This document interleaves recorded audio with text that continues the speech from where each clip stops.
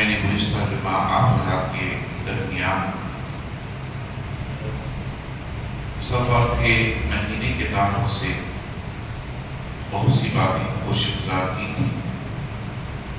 قرآن مجید کی آیت مبارکہ اور احادیث مبارکہ کی روشنی کے ذریعے سے بہت سے دلائل سفر کے تعلق سے میں نے آپ حضرات کے سامنے پیش کیے، اور آج بھی میں نے اسی ماہ کو جو اس سال کا دوسرا مہینہ ہے اور آج غالباً سفر کے 16 تاریخ میں اور یہ تیسرا جمعہ المبارکہ ہے، میں نے اسی ماہ کو اپنا موضوع سنت بنایا ہے۔ اللہ تبارک و تعالی عز و جل اپنے قرآن مجید میں ارشاد فرماتا ہے، ان الدین عند اللہ الاسلام، بے شک اللہ رب العزت کے نزدیک اگر کوئی مذہب دین چنیدہ ہے، پسندیدہ ہے، تو وہ دین اسلام ہے۔ اللہ تبارک و تعالی عز و جل نے اس دین کی وضاحت فرمائی قرآن مجید کے اندر، اور اس کی پسندیدگی کا خود اللہ رب العزت نے اظہار فرمایا، اور مذہب اسلام ایک ایسا مذہب ہے، اللہ اس کے رسول صلی اللہ علیہ وسلم نے رہتی دنیا تک قیامت تک آنے والے انسانوں کے لیے اور مسلمانوں کے لیے ایک بہترین حیات جاودانی، حیات زندگی اور ایک نظام، ایک دستور قائم فرمایا،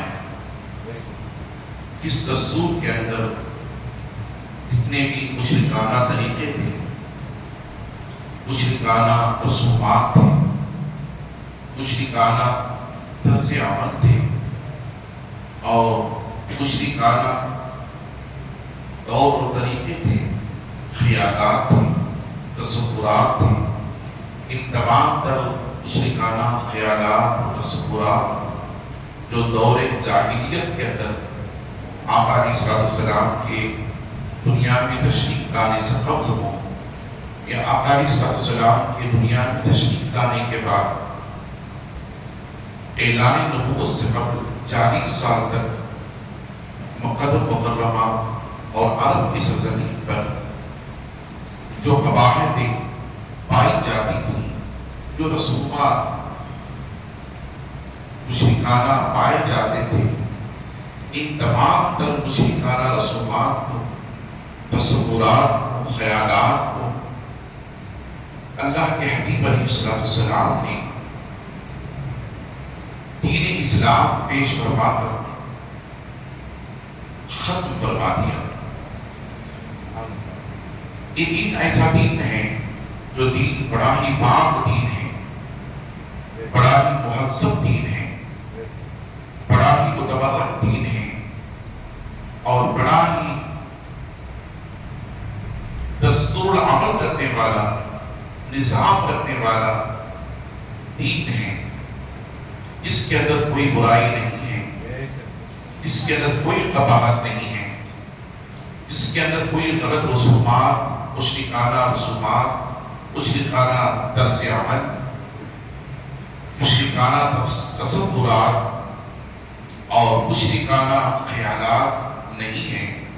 یہ پاک دین ہے، جس کے تعلق سے میرے رب نے فرمایا، ان الدین عند اللہ الاسلام، بے شک اللہ کے یہاں کوئی دین پسند ہے، اور جو دین محبوب ہے وہ دین اسلام ہے۔ عزیزان محترم، قرآن مجید میں اللہ رب العزت نے ارشاد فرمایا، قل ان کنتم تحبون اللہ، اے محبوب کہہ دے جو لوگ اللہ سے محبت کرنا چاہتے ہیں۔ کون نہیں چاہتا کہ اللہ سے محبت کرے؟ کون نہیں چاہتا کہ اللہ کو پائے؟ کون نہیں چاہتا کہ اللہ کی قربت حاصل کرے؟ کون نہیں چاہتا کہ وہ اللہ رب العزت کی ذات کے قریب ہو جائے؟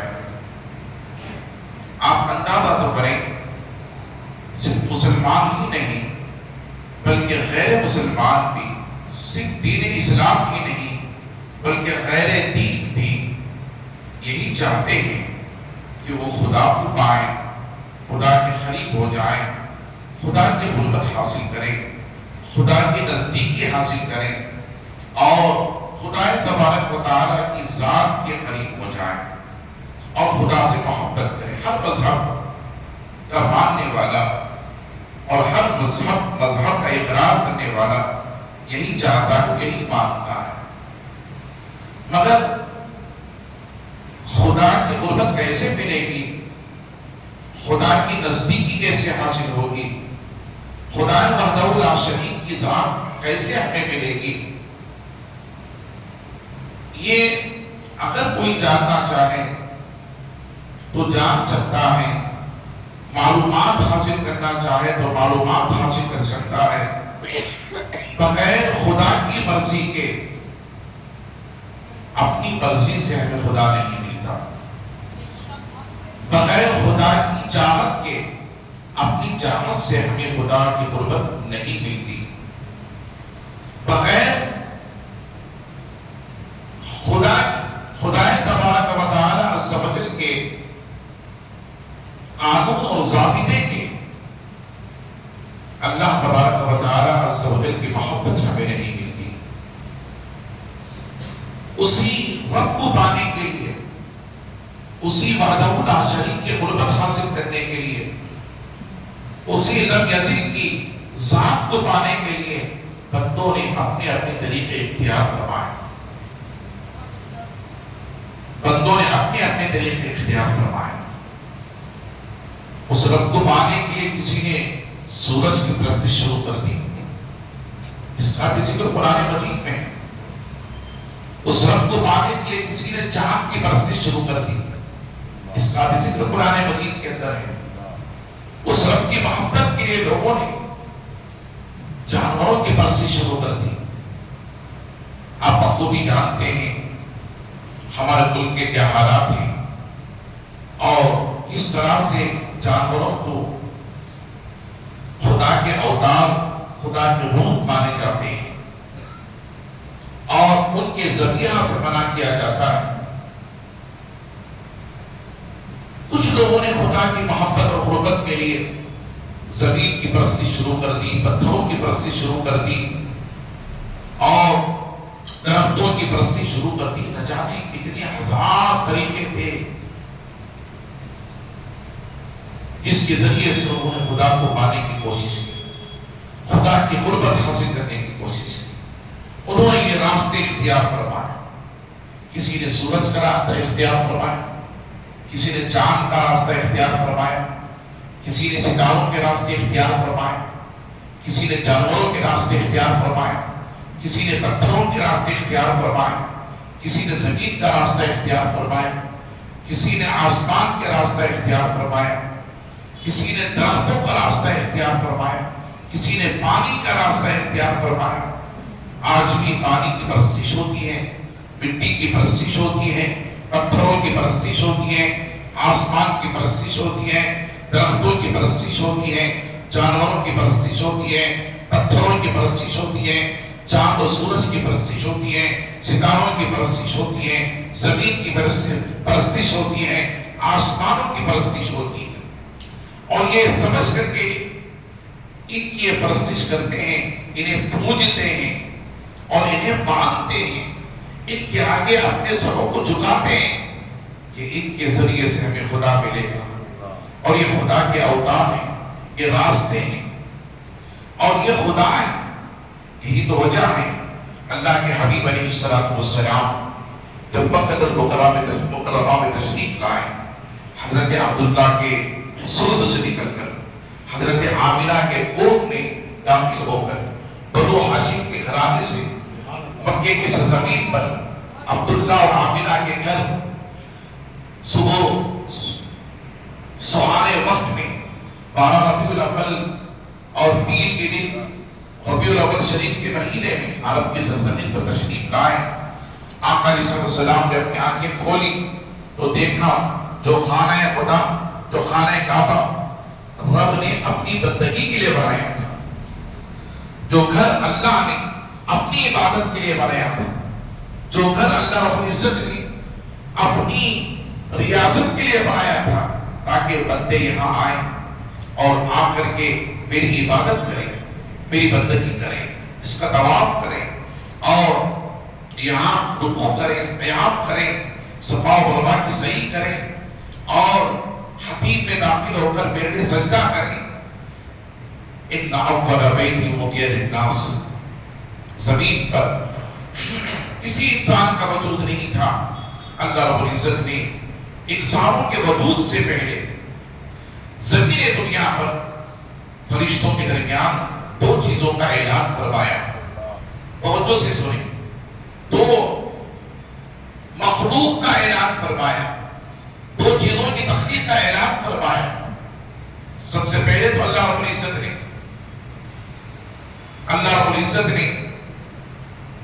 نوع انسانی کی تخلیق کا ذکر فرمایا.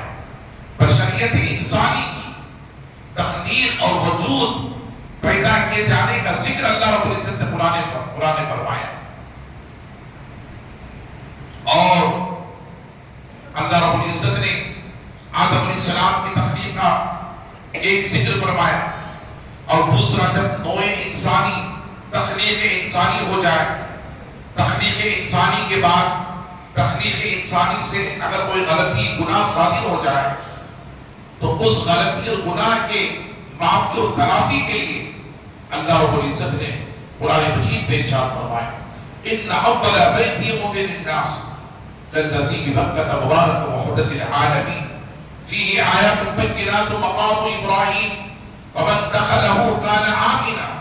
اللہ فرماتا اے انسانوں، اے میرے بندوں، میں نے زمین پر سب سے پہلا جو گھر بنایا وہ میری عبادت کے لیے خانہ کعبہ بنایا. قرآن مجید پر اللہ فرماتا کوئی گھر نہیں تھا، انسانوں کا وجود ہی نہیں تھا. انسانوں کے وجود کی تخلیق سے پہلے اللہ نے فرشتوں کے ذریعے سے زمین پر انسانوں کی رہبری کے لیے، انسانوں کی ہدایت کے لیے، انسانوں کو برکات حاصل کرنے کی خاطر، انسانوں کو اللہ تبارک و تعالی عز و جل امن اور سلامتی حاصل کرنے کی خاطر اس کا مقدس گھر بنایا. زمین دنیا پر خانہ کعبہ کی تعمیر کروائی. اب کیوں کروائی؟ اللہ فرماتا ہے ان اول بیت وضع للناس للذی ببکۃ مبارکا وہدی للعالمین. اللہ فرماتا ہے کہ میں نے اس گھر کو اس لیے بنایا تاکہ میرے بندوں کی ہدایت ہو سکے اور عالمین کے بندوں کی ہدایت، سارے عالمین کی ہدایت ہو سکے.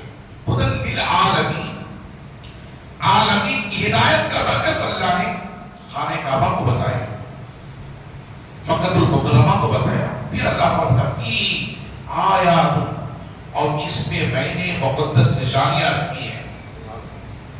پھر اللہ فرماتا ہے مقام ابراہیم، اور اس میں مقام ابراہیم بھی رکھا ہے. پھر اللہ فرماتا ومن دخلہ کان آمنا، اور جو اس گھر میں حرم میں داخل ہو گیا وہ امن و سلامتی کے دائرے میں داخل ہو گیا. تو گویا پتہ یہ چلا. اور ایک جگہ اللہ فرماتا ہے قرآن مجید کے اندر خانہ کعبہ کے تعلق سے وَاتَّخِذُوا مِن مَقَامِ إِبْرَاهِيمَ مُصَلًّى. اے میرے بندوں، یہ کسے اللہ رب العزت نے فرمایا؟ إِنَّ إِبْرَاهِيمَ وَإِسْمَاعِيلَ أَن طَهِّرَ بَيْتِيَ لِلطَّائِفِينَ وَالْعَاكِفِينَ وَالرُّكَّعِ السُّجُودِ. خانہ کعبہ کا مقصد کیا ہے؟ تعمیر کعبہ کا مقصد کیا ہے؟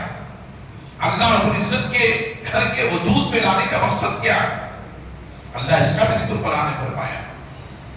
فرماتا ہے قرآن مجید کے اندر ان ابراہیم و اسماعیل ان طہر بیتی للطائفین والعاکفین والرکع السجود.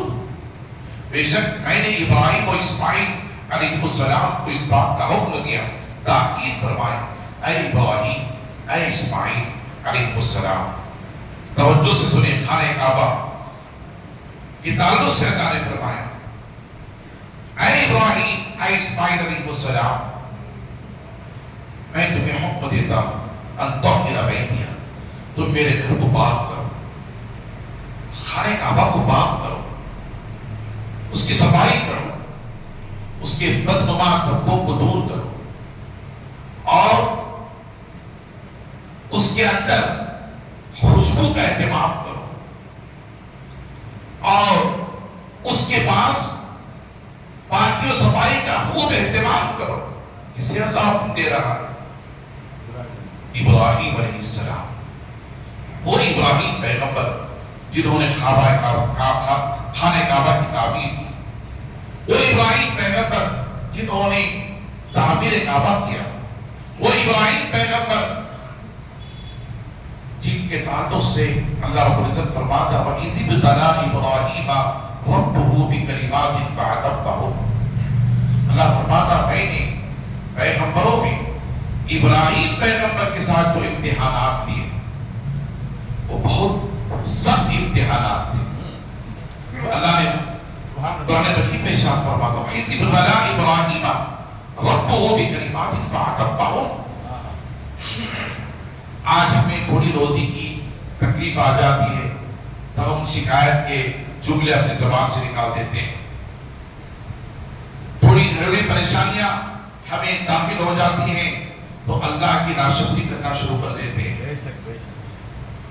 اور تھوڑی جسمانی بیماری آ جاتی ہے، چند دنوں میں کم نہیں ہوتی، طول پکڑ لیتی ہیں تو ہم شکوے کے کلمات نکالنا شروع کر دیتے ہیں، ہمیں گھر نہیں ہوتا رہنے کے لیے تو ہم شکوے کے کلمات نکالنا شروع کر دیتے ہیں، کاروبار نہیں ہوتا ہے، اولاد اچھی نہیں ہوتی ہے تو ہم شکوے کے کلمات نکالنا شروع کر دیتے ہیں۔ عزیزان محترم، مگر یاد رکھیں ابراہیم پیغمبر جب پیدا ہوئے تو ان کے پیدا ہونے کے لیے جگہ گھر نہیں تھا، چھت نہیں تھی، بستی نہیں تھی، بلکہ غار میں پیدا ہوئے تو بھی غار میں، اور کب تک رہے؟ ان کی ماں ان کے پاس کب تک رہی غار میں؟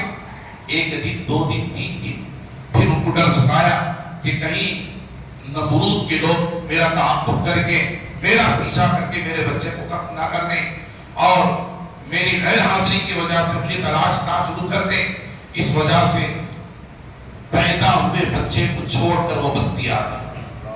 آپ اندازہ کریں ابراہیم پیغمبر کی زندگی کو دیکھیں، علیہ السلام پیدا ہوئے تو غار میں، اور ان کی پرورش کرنے والے ان کی ماں نہیں تھی، ان کے باپ نہیں تھے، ان کے بھائی بہن نہیں تھی، انہوں نے جنم لینے کے بعد، پیدائش کے بعد غار میں کسی انسان کا چہرہ ہی نہیں دیکھا تھا۔ اللہ 8-9 سال تک روایتوں میں آتا، کبھی کسی روایت میں آتا 12 سال تک حضرت ابراہیم علیہ السلام اسی غار میں رہے، پلتے رہے، بڑھتے رہے۔ اللہ اب ان کو روزی دینے والا کون، کھلانے والا کون، پرورش کرنے والا کون، ان کی زندگی کی حفاظت کرنے والا کون، اور انہیں پلانے والا کون، ان کی دیکھ بھال کرنے والا کون؟ اللہ اکبر۔ انسان کی عقل سے باہر ہونے والی بات ہے۔ عزیزان محترم، لوگ کہتے ہیں انسان کو اگر کوئی نہ دیکھے اور اس کی زندگی کی حفاظت نہ کرے تو انسان ختم ہو جاتا ہے، مگر میرا رب وہ ہے بتانا چاہتا ہے اے میرے بندو، اگر میں کسی بندے کی حفاظت کرنا چاہتا ہوں میں اسے غار میں پہنچا دیتا ہوں، اور اگر اس کی زندگی بنانا چاہتا ہوں میں فرشتوں کو بھیج کر کے اسے کھلاتا ہوں، پلاتا ہوں، اور انہیں بناتا ہوں، اور ان کی زندگی کی حفاظت کرتا ہوں۔ اللہ تبارک و تعالی عز و جل فرماتا ہے میرے ابراہیم پیغمبر کو غار کے اندر ان کی پرورش کی، انہیں کھلایا پلایا بنایا۔ جب حضرت ابراہیم علیہ السلام باہر آئے، قرآن میں ذکر ہے، آپ اندازہ کریں، ہم سمجھتے ہیں ابراہیم علیہ السلام کی زندگی کو دیکھیں، باہر آئے چلنے پھرنے کے قابل ہو گئے، ابراہیم پیغمبر غار سے باہر آئے تو دیکھا ایک سورج، ایک اجالا ہے، چاند سورج پوری جو توانائی کے ساتھ ہیں اور پوری دنیا کو روشن دے رہا ہے۔ حضرت ابراہیم علیہ السلام نے سوچا کیا یہ خدا ہو سکتا ہے؟ اللہ کریم، حضرت ابراہیم علیہ علیہ السلام نے دیکھا کیا یہ خدا ہو سکتا ہے؟ صبح سے شام تک انتظار کرتے رہے. حضرت ابراہیم پیغمبر قرآن مجید میں اللہ اس کی وضاحت فرماتا ہے. ابراہیم پیغمبر دیکھتے رہے سورج کو دیکھتے کہ میں کس کی بندگی کروں, میں کس کی عبادت کروں, میں کس کی ریاضت کروں, میں جس نے مجھے پیدا فرمایا اسے کیسے حاصل کروں, اسے کیسے پاؤں, اس کے قریب کیسے جاؤں, اس کی بندگی کیسے کروں.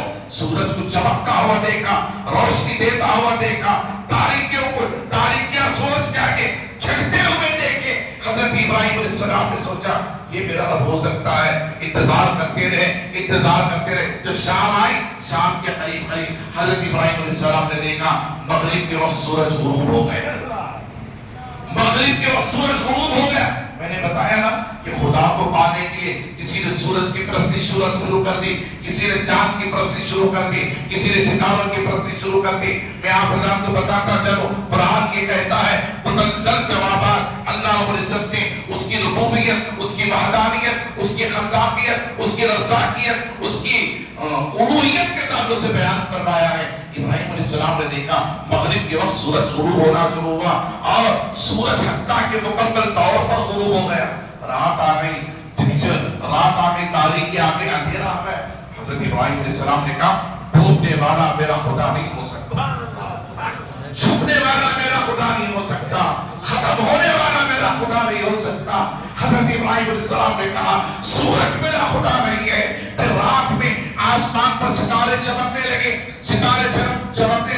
حضرت ابراہیم علیہ السلام نے ستاروں کو دیکھا اور ستاروں کو دیکھ کر کہنے لگے یہ میرے خدا ہو سکتے ہیں, میں ان کی پرستش کروں. عزیزان محترم, پھر رات دیر تک جب وہ ستارے آسمان پر چھپنے لگے, چاند جیسے ہی نکلنے لگا, چاند کی روشنی میں ستارے باندھ پڑ گئے, ستارے چھپنے لگے تو کہنے لگے کہ یہ میرے خدا نہیں ہو سکتے, یہ میرے خدا نہیں ہو سکتے. حضرت ابراہیم علیہ السلام نے پھر پوری روشنی کے ساتھ رات میں چاند ظاہر ہو گیا تو حضرت ابراہیم علیہ السلام نے سوچا یہ میرا خدا ہو سکتا ہے. عزیزان محترم, صبح تک چاند آسمان پر روشنی دیتا رہا اور اس چاند کی کرنیں زمین پر پڑتی رہی. حضرت ابراہیم علیہ السلام نے سوچا صبح تک عزیزان محترم یہ میرا خدا ہو سکتا ہے, کیا آپ اس کی پرستش کرو. عزیزان محترم یاد رکھ لیں صبح ہوتے ہوتے چاند بھی چھپ گیا, چاند کی روشنی بھی ختم ہو گئی. پھر کہنے لگے یہ میرا خدا نہیں ہو سکتا, یہ میرا خدا نہیں ہو سکتا. جب رات دن ختم ہو گیا, رات ختم ہو گئی تو حضرت ابراہیم علیہ السلام, قرآن مجید میں ایک آیت مبارکہ ہے, پہلے جب ہم نماز پڑھتے تھے, ہمارے بڑے نماز پڑھتے تھے تو یہ آیت مبارکہ ہمیں پڑھائی جاتی تھی. آپ جانتے ہیں انی وجہت وجہی للذی فطر السماوات والارض حنیفا وما انا من المشرکین. یہ آیت مبارکہ اللہ اس کے محبوب سے بیان فرما رہا ہے, اے محبوب جب میرا خلیل, جب میرا پیغمبر, جب میرا خلیل ابراہیم غار سے نکل کر دنیا کے نظاروں کو دیکھ رہا تھا, مجھے پانے کے لیے کبھی زمین کو دیکھتا, مجھے پانے کے لیے کبھی اجالے کو دیکھتا, مجھے پانے کے لیے کبھی چاند کی شعاؤں کو دیکھتا, مجھے پانے کے لیے کبھی سورج کی کرنوں کو دیکھتا, مجھے پانے کے لیے کبھی آسمان کی ستاروں کو دیکھتا, مجھے پانے کے لیے کبھی تاریکی میں کبھی دن کے اجالے میں وہ ڈھونڈتا رہا. جب سب باندھ پڑ گئے, زوال ان کو آ گیا, ختم ہو گئے, چھپ گئے, تو میرا خلیل کہنے لگا یہ میرے خدا نہیں ہو سکتے. میرے رب کی عزت و جلال کی قسم جس نے مجھے پیدا فرمایا ہے, انی وجہت وجہی للذی فطر السماوات والارض حنیفا وما انا من المشرکین. میرے خلیل نے کہا محبوب, میرے خلیل نے کہا میں اس ذات کی طرف متوجہ ہوتا ہوں, میں اس ذات کی طرف متوجہ ہوتا ہوں, اس رب کی طرف میں اپنے چہرے کو لے کر کے جاتا ہوں. اللہ اکبر, انی وجہت وجہی للذی فطر السماوات والارض.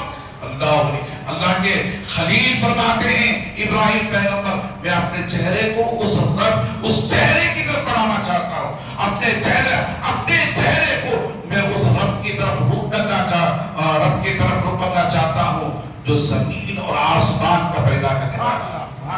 فطر السماوات والارض, جو زمین اور آسمان کا مالک ہے, خالق ہے اللہ. پھر کیا فرماتے ہیں, پھر اس بات پر اللہ تعالیٰ فرماتا فطر السماوات والارض حنیفا. حضور کیا فرماتے, میرا دین دین حنیف ہے.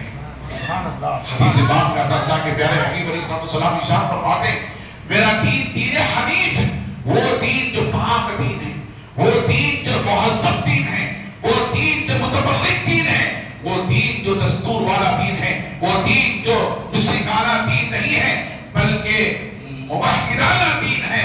عزیزان محترم، یہ حنیفہ فرماتے ہیں حنیفہ وما انا من المشرکین، میں ان چیزوں سے باز رہتا ہوں جو میرے رب کے درمیان آتے ہیں اور مشرکانہ طریقوں پر، مشرکانہ انداز میں رب کو پانے کے خاطر آتے ہیں۔ میں ان چیزوں سے باز رہنا چاہتا ہوں، توبہ کرتا ہوں کہ میں کسی کو خدا نہیں مانوں گا سوائے میرے رب کے، سوائے میرے رب کے۔ انی وجہت وجہی للذی فطر السماوات والارض حنیفا وما انا من المشرکین۔ پھر کیا فرماتے ہیں میں مشرکین میں سے نہیں ہوں، میں مشرکین میں سے نہیں ہوں۔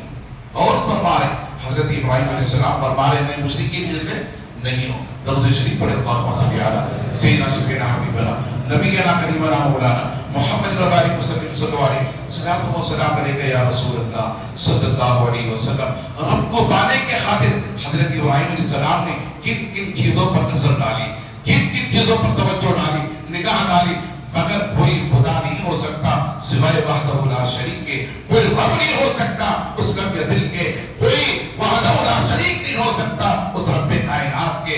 عزیزان محترم، میں آپ حضرات کو بتاتا چلوں، میں آپ حضرات کو بتاتا چلوں، یہی وہ ابراہیم پیغمبر ہیں جب پیدا ہوئے غار میں، بڑے غار میں، اور پھر جو ہے پیدا ہوئے تو باپ انتقال کر گئے تھے، ان کا چچا آزر تھا۔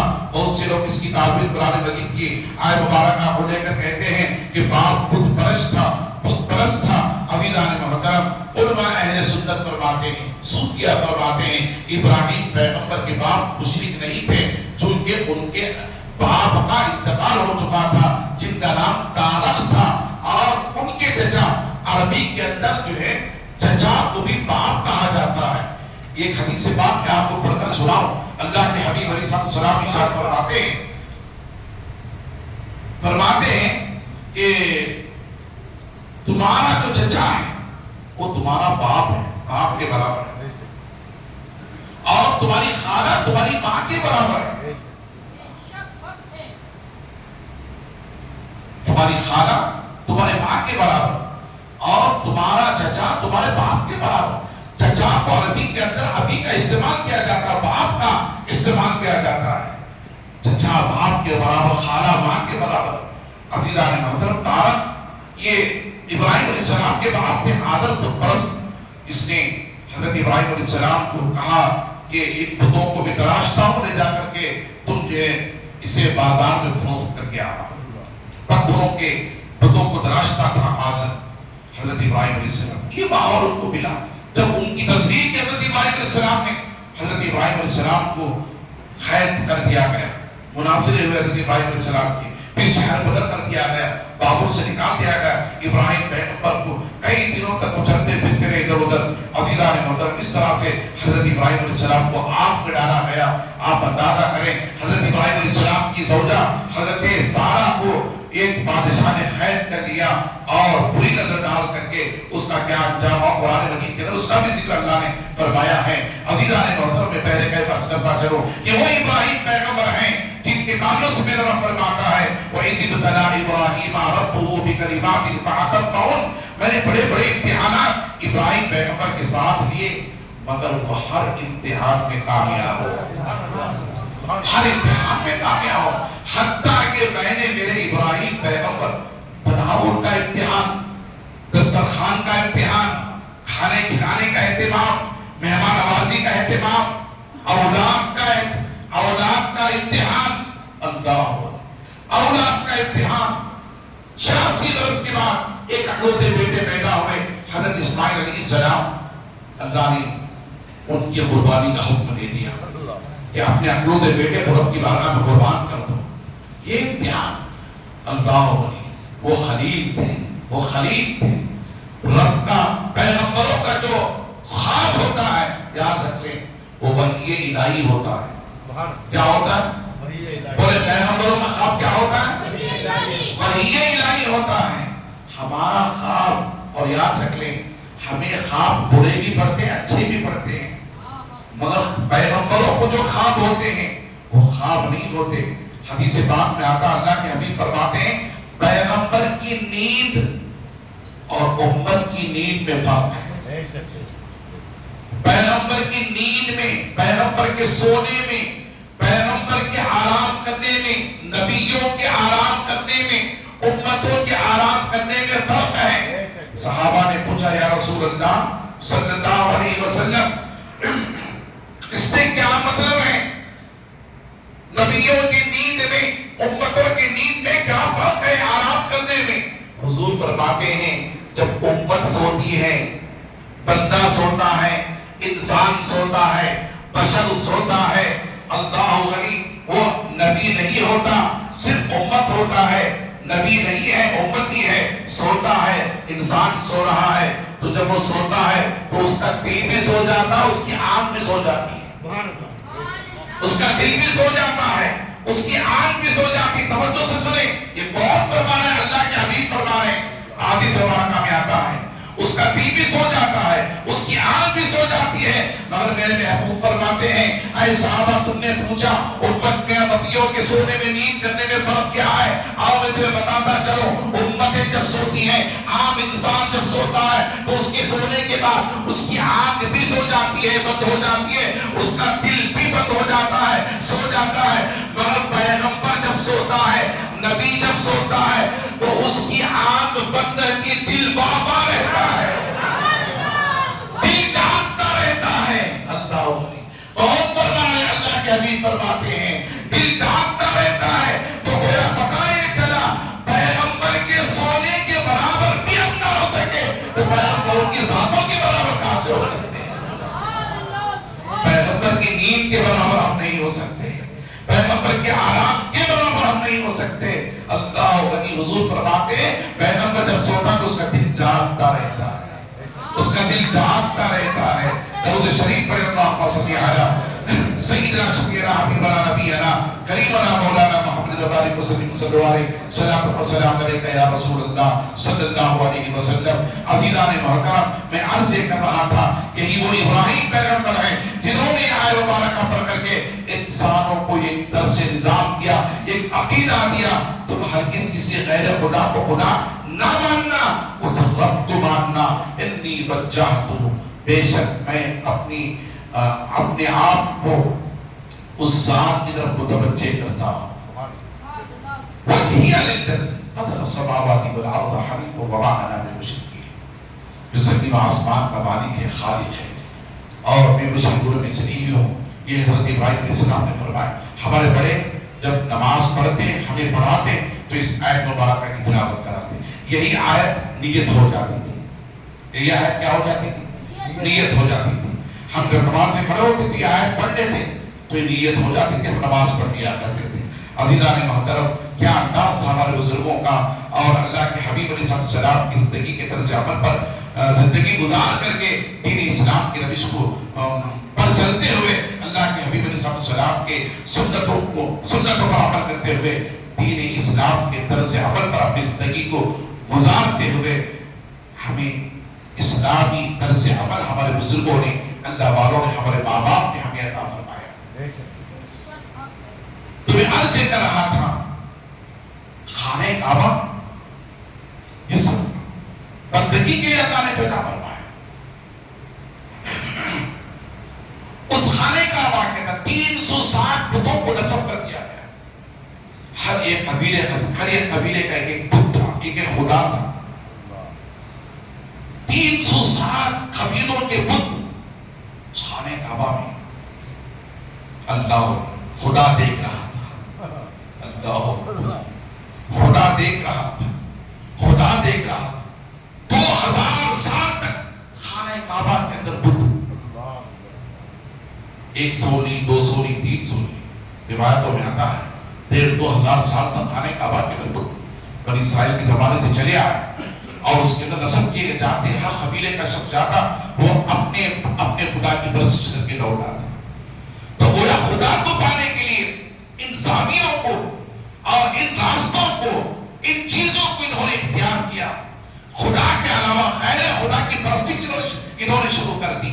اللہ اب میرے رب سے پوچھے مولا تو ہمیں اپنی زندگی، تو ہمیں اپنی ذات ہماری زندگی میں عطا کرنا چاہتا ہے، تیری قربت اور تیری محبت، تیری نزدیکی ہمیں عطا کرنا چاہتا ہے، ہم کون سا راستہ اختیار کریں، ہم کون سا راستہ اختیار کریں؟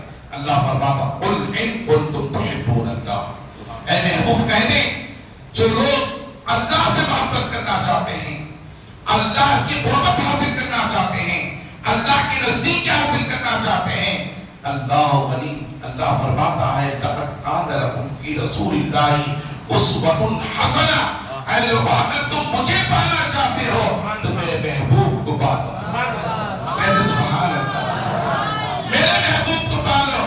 تو گویا خدا کی ذات و صفات پر ایمان رکھنے کے لیے اللہ فرماتا ہے تمہیں کہیں اور جانے کی ضرورت نہیں ہے، تمہیں کسی اور کو پانے کی ضرورت نہیں ہے، تمہیں کسی اور راستے کو اختیار کرنے کی ضرورت نہیں ہے، کسی اور زاویے کو اختیار کرنے کی ضرورت نہیں ہے، کسی اور کی پرستش کرنے کی ضرورت نہیں ہے، مجھے پانے کے لیے آ جاؤ، لقد کان لکم فی رسول اللہ اسوۃ حسنہ، میرے محبوب کی بارگاہ میں آ جاؤ۔ اگر تم میرے محبوب کی بارگاہ میں آ جاؤ گے، میرے محبوب کی زندگی کو پالو گے، میرے محبوب کی زندگی کی طرز عمل پر اپنی زندگی کو گزارو گے، تو میرا رب فرماتا ہے لقد کان لکم فی رسول اللہ اسوۃ حسنہ، تمہیں دنیا کی چیزوں کی طرف جانے کی ضرورت نہیں، اگر تمہیں مجھے پانا ہے تو میرے محبوب کو پالو، اگر تمہیں مجھے حاصل کرنا ہے میرے محبوب کو حاصل کر لو، اگر تمہیں میرے راستے پر آنا ہے میرے محبوب کے راستے کو اختیار کر لو، اگر تمہیں میری قربت حاصل کرنی ہے تو میرے محبوب کی قربت کو حاصل کر لینا، اگر تمہیں میری ذات کو پانا ہے میرے محبوب کی ذات کو پا لینا، اگر تمہیں مجھ سے محبت کرنا ہے آؤ میں تمہیں بتاؤ، میں مجھ سے محبت کرنا ہے، اللہ فرماتا قل ان کنتم تحبون اللہ، اے محبوب کہہ دیں جو لوگ مجھے پانا چاہتے ہیں، میرے قریب آنا چاہتے ہیں، میرے نزدیک آنا چاہتے ہیں، مجھ سے محبت کرنا چاہتے ہیں، فاتبعونی، وہ سب سے پہلے آپ کو پالیں، آپ کی اتباع میں آ جائے، محبت و اتباع میں آپ کی آ جائے، سب سے پہلے وہ آپ سے محبت کریں، آپ کو پالیں۔ اللہ غنی، میرا رب فرماتا ہے کہ مجھے پانا ہے تو قربت خضرا کے پاس مجھ سے محبت کرنا ہے تو میرے محبوب کی محبت کو حاصل کرو۔ اب رب سے پوچھو مولا تو بتا یہ دنیا والے نہ جانے کن کن چیزوں کی انہوں نے اختیار فرمایا تجھے پانے کے لیے، اب تو کہتا ہے کہ مجھے پانا ہے میرے محبوب کو پالو، مجھے حاصل کرنا ہے میرے محبوب کو حاصل کرو، میری قربت حاصل کرنی ہے میرے محبوب کی قربت حاصل کرو، اور میرے قریب آنا ہے میرے محبوب کے قریب آ جاؤ، مجھے اگر راضی کرنا ہے میرے محبوب کی زندگی کو اپنا لو، میرے محبوب کی زندگی اپنا لو۔ بقول علامہ اقبال اس آیت مبارکہ کے تعلق سے میں آپ کو بتاتا چلوں، علامہ اقبال فرماتے ہیں کہ محبت سے وفا تو نے تو ہم تیرے ہیں، اور رب فرما رہا ہے کہ محبت سے وفا تو نے تو ہم تیرے ہیں، یہ جہاں چیز کیا لوح و قلم تیرے ہیں، یہ جہاں چیز کیا لوح و قلم تیرے ہیں۔ علامہ اقبال فرماتے اس آیت کو لے کر کے قل ان کنتم تحبون اللہ فاتبعونی یحببکم اللہ ویغفر لکم ذنوبکم واللہ غفور رحیم۔ میرا رب فرماتا ہے میرے بندو تم مجھے پانا چاہتے ہو نا، مجھے میرے قریب آنا چاہتے ہو نا، میرے نزدیک حاصل کرنا چاہتے ہو، میرے محبوب کے قریب آ جاؤ، میرے محبوب کے نزدیک آ جاؤ، میرے محبوب کو پالو، تم مجھ سے محبت کرنا چاہتے ہو میرے محبوب سے محبت کرو، مجھے پانا چاہتے ہو میرے محبوب کی محبت و اتباع میں آ جاؤ۔ پھر اللہ سے پوچھو کیا مولا تیرے محبوب اگر مل جائے،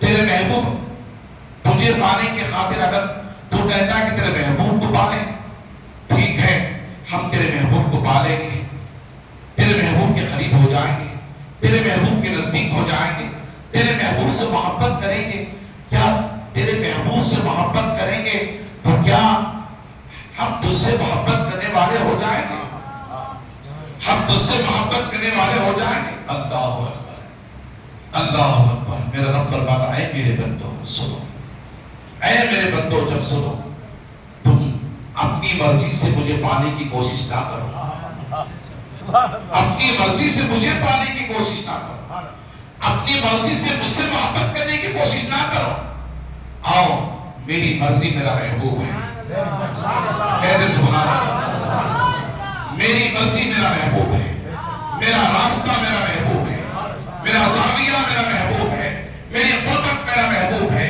میری چاہت میری محبوب میرا محبوب ہے، میرا قرب میرا محبوب ہے، اور میری منزل گنبد خضرا ہے۔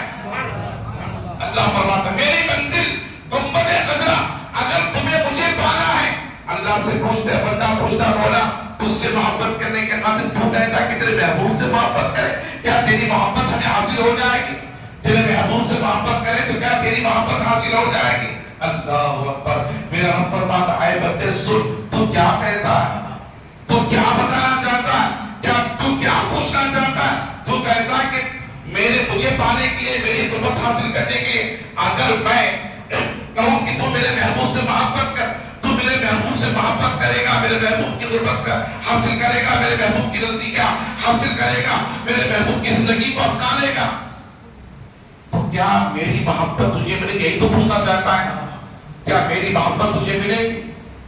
سن، تو جب میرے محبوب کے قریب ہو جائے گا، میرے محبوب کو پالے گا، میرے محبوب کو حاصل کر لے گا، میرے محبوب کی زندگی کو اپنا لے گا، میری عزت و جلال کی قسم، کہتے سبحان اللہ۔ رب فرماتا ہے میری عزت و جلال کی قسم، اے بندے تجھے مجھ سے محبت کرنے کی ضرورت نہیں، تجھے مجھ سے محبت کرنے کی ضرورت نہیں۔ ہاں یہ حبیبکم اللہ، میں خود تجھ سے محبت کروں گا، میں خود تجھ سے محبت کروں گا، تو میرے محبوب سے محبت کرتا ہے۔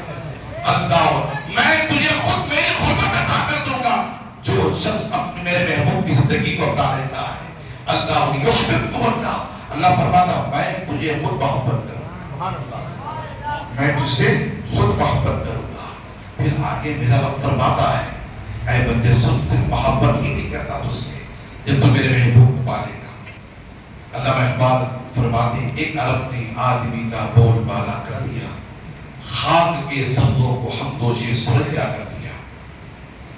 فرماتے ہیں، کیا فرماتے ہیں کہ اللہ تعالیٰ فرماتا ہے بندے صرف تجھ سے محبت ہی نہیں کرتا میں، وَيَغْفِرْ لَهُمْ ذُنُوبَهُمْ وَاللَّهُ غَفُورٌ رَحِيمٌ، اور اللہ تیرے سارے گناہوں کو بخش دے گا، اللہ تیرے سارے گناہوں کو بخش دے گا، وَاللَّهُ غَفُورٌ رَحِيمٌ، اور اللہ وہ جو بے حساب بخشنے والا ہے اور بے حساب تجھ پر رحم کرنے والا ہے۔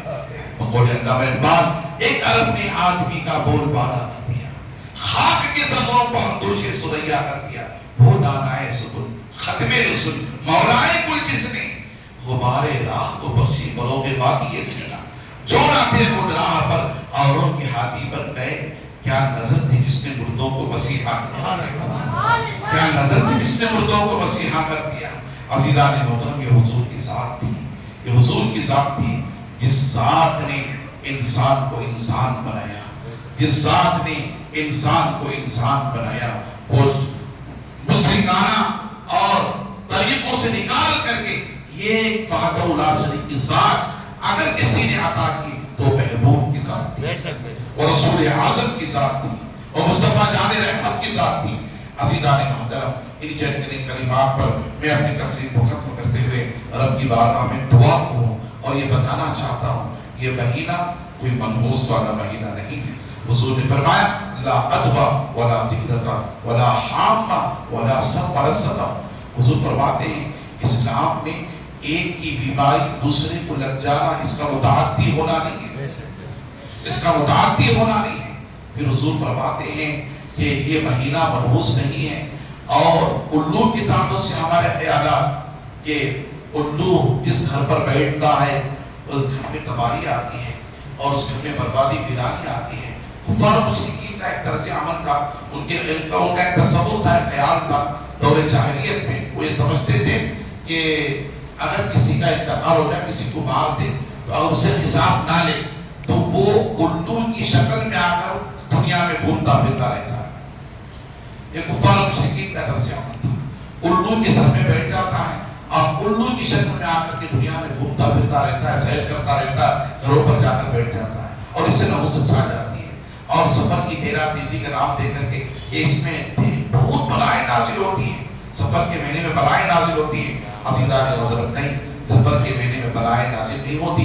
اللہ کے حبیب فرماتے سفر صرف خالی نہیں ہے، مظفر ہے، ایک کامیابی والا مہینہ ہے، یہ سرخروئی والا مہینہ ہے۔ انہی چند کلمات پر ہمارے غلط رسومات کو، خیالات کو اور بدشگونیوں کو نکال کر کے ہم اپنے ذہنوں کو صاف کریں، پاک کریں، اللہ کے حبیب کی زندگی کو اپنانے۔ لقد کان لکم فی رسول اللہ اسوۃ حسنہ، اللہ فرماتا ہے اے میرے بندو، اگر تم نے میرے محبوب کی زندگی کو اگر اپنی زندگی کو بہتر بنانا ہے تو میرے محبوب کی زندگی کو اپنا لو، جس کی وجہ سے تمہاری زندگی بہتر ہو جائے گی، کامیاب ہو جائے گی۔ اللہ تعالیٰ ہمیں اور آپ کو، عالم کے تمام مسلمانوں کو اللہ تعالیٰ دارین کی سعادتوں سے مالامال فرمائے۔